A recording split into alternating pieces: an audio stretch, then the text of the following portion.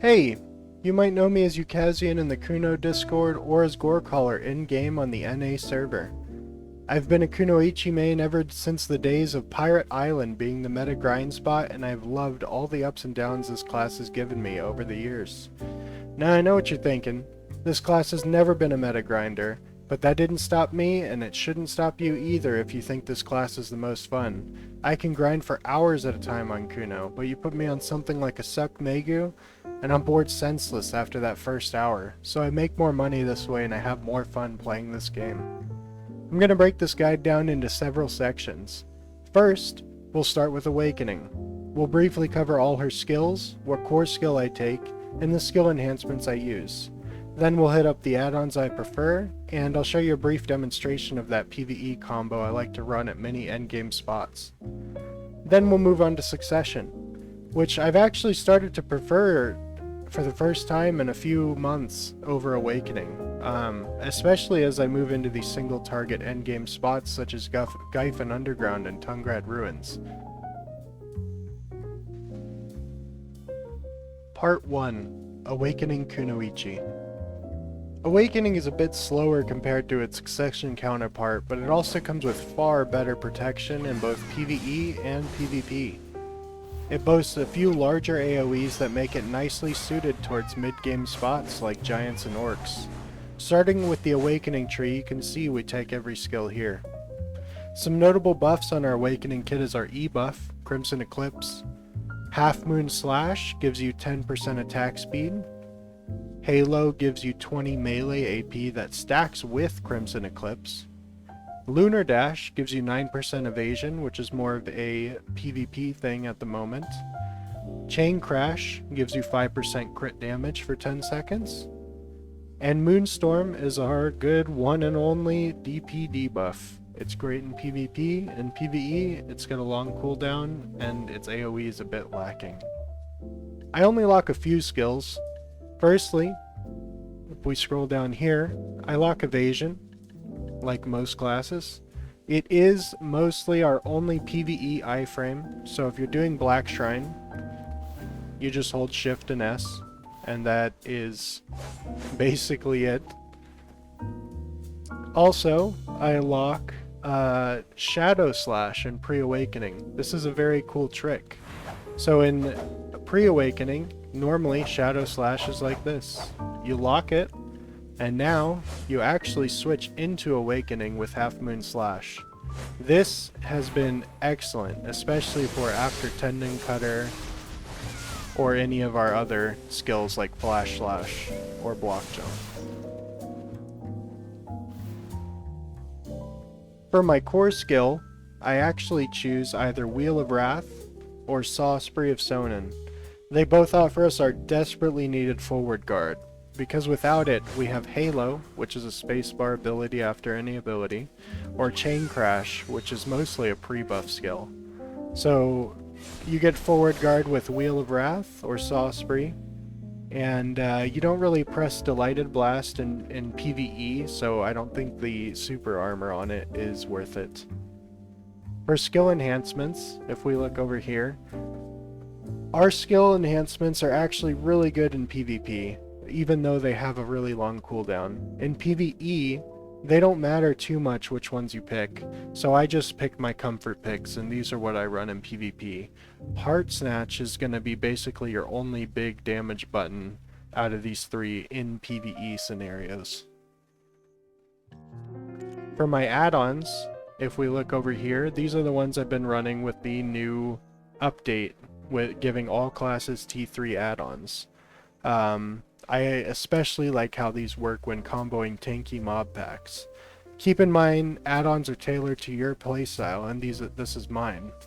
And if you think something would better suit you, by all means go for it. Feel free to pause the video, of course, and after this, I'll showcase a PvE combo that more or less goes infinite with 2 laps of skill cooldowns. Keep in mind with our sample combo above, I have the add-ons spread out in a way, so if you need to constantly be DP debuffing pack to pack, and need to freestyle a bit more at spots such as giants, the mobs will always be debuffed by one of our big AoE skills.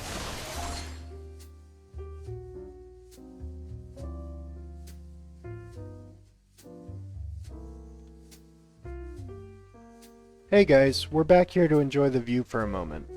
In a recent Global Labs interview with the Pearl Abyss devs, they claim to be working on balancing these endgame spots so evasion gear has a fair chance against DR gear in PvE.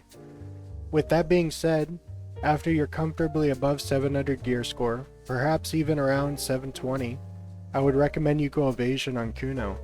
Here's my gear at the moment, in PvE on the right. In PvP I use TAD, the evasion offhand. If you're DR, you're likely to die very quickly to any range class in any PvP or PvX scenario, and let's face it, I certainly don't just PvE in Black Desert, and most likely neither do you. But back to PvE, let's talk about Lightstones briefly. With the new T3 add-ons, Kuno doesn't need Deathblow at all. Our lowest crit chance skills are around 50% in PvE on Awakening, and so if you combine that with the 18% from Food Buff, and level 3 crit add-on, everything is hitting at least 98% crit in PvE, so it's not worth it to use Deathblow to fix that 2%. There is a slight caveat to Succession. Shadow Stomp has a whopping 0% crit rate, but I don't think it's worth the investment just for the one skill, especially not at any species damage type spots. Part 3. Succession Kunoichi. Alright, now we'll move on to our Succession showcase. I think this spec is also a ton of fun, and very quick at getting in and out of fights with its more bursty movement. Let's look at the skills and some of the differences between the absolute versions and their prime. So if you look at Ankle Cutter and Crescent Slash is completely useless in Awakening. In Prime, it actually gives you a little bit of a dash, so that's nice. Same with Ankle Cutter. Back in the day, it used to be our DP debuff for PvP, but the Prime version actually got a very long dash on it. If we look at her passive, Succession gets a really awesome DP debuff in Shadow Brand. So this Shadow Brand passive gives minus 20 DP on basically all of our prime skills. Shadow Stomp, Shadow Clone, Shadow Explosion, Box Claw, and Shackles. For Suck, I only lock a couple skills. I lock Brace and Ninja Evasion. And if you're watching the Awakening showcase, you can unlock Ninja Evasion if you need the extra PvE iframe in Black Shrine, the boss rush. If we go over to the skill enhancements, this is going to look pretty much identical to Awakening. I picked these ones only because these are the ones I use in PvP, and the only one in PvE that's pretty much worth pressing for damage is Heart Snatch, and Sinew Cut and Shackle Target are more for repositioning. If we look at my add-ons here, these are my add-ons, feel free to pause the video. These are the add-ons that suit my playstyle when I approach tanky endgame spots. I've gotten a lot of flack for using this Crescent Blade add-on, but if you think about it, every time I press Crescent, I know I'm getting 50 AP. I'm getting 20 from Crescent Slash. Right here, they newly added melee AP plus 20. And I'm getting 30 monster AP for 12 seconds. It serves as a really good reminder to keep using the skill, as it's kind of it's low damage and kind of unintuitive to press in PvE. Another question I get is why the Danse Macabre add-on? So with these new T3 updates, where all our skills are now T3 add-ons and it's just based on duration, I really like having this flex spot. And at places like Tungrad Ruins or Giants, where you're constantly engaging with Danse Macabre, it's just nice to go into those packs knowing I'm already starting my buff rotation. And here's a showcase of my sample combo with 2 laps of skill rotations I use at a lot of places like Thornwood and Gyphon Underground. Succession is much harder to manage due to its cooldown issues on skills like Shadow Clone. Perhaps they'll fix this in future buffs, as right now it's difficult to go infinite on this spec, and it just requires you to freestyle a lot more. This combo above works pretty well, but as soon as you start throwing attack speed into the mix, it can get a little wonky and you're gonna have to switch it up. And that's all for me this time, guys.